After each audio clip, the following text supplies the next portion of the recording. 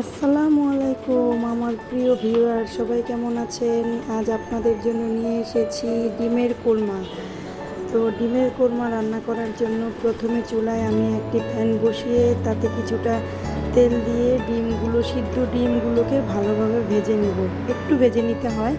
তো যাই হোক, এখন আমি ভেজে নেওয়া ডিমগুলো উঠিয়ে সেই তেলের মধ্যে প্রায় 1/3 কাপ পেঁয়াজ কুচি দিয়ে দিয়েছি এবং পেঁয়াজটা ব্রাউন কালার হয়ে গেলে এখানে কিছু গোটা মশলা দিয়ে দিব, 2-3টা এলাচ, দারচিনি, তেজপাতা।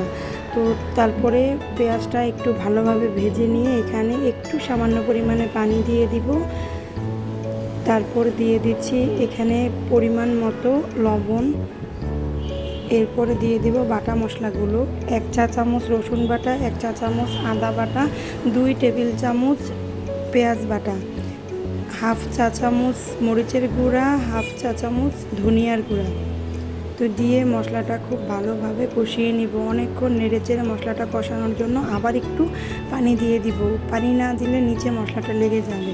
তো মশলাটা যেন খুব ভালোভাবে কষে যায় সেজন্য আমি ঢাকনা দিয়ে দিয়েছিলাম। তো এখন এই তো ঢাকনা উঠিয়ে দেখেন আমার মশলাটা পুরোপুরি রেডি হয়ে গিয়েছে, কষানো হয়ে গিয়েছে। তো এখন আমি এখানে আগে থেকে ভেজে রাখা ডিমগুলো দিয়ে একটু নেড়েচেড়ে কিছুক্ষণ সময় নেড়েচেড়ে তারপরে পানি দিয়ে দিচ্ছি। পানি দিয়ে আবারও এটাকে খুব ভালোভাবে রান্না করে নেব, একটু নেড়েচেড়ে পানিটা শুকানো পর্যন্ত, তেল উপরে উঠে আসা পর্যন্ত। তারপরে এখানে আমি প্রায় আধা টেবিল চামচের মতো চিনি দিয়ে দিয়েছি। এখন আমি এটাকে খুব ভালোভাবে রান্না করব নেড়েচেড়ে। তো এরপরে আমি একটার মধ্যে দুধ দিয়ে দিব, প্রায় 1.5 কাপের মতো ঘন করে রাখা দুধ দিয়ে দিলাম। এখন আমি এটাকে ঢেকে রাখবো দুধটা ভালোভাবে জাল হওয়ার জন্য।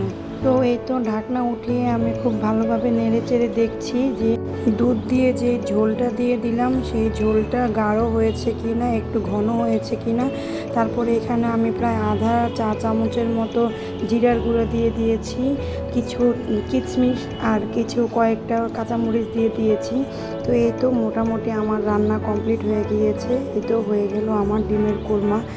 এই রেসিপিটা বাসায় রান্না না করা পর্যন্ত বুঝতেই পারবেন না এটা যে কত টেস্টি এবং অনেক মজাদার হয়েছে। সবাইকে ধন্যবাদ।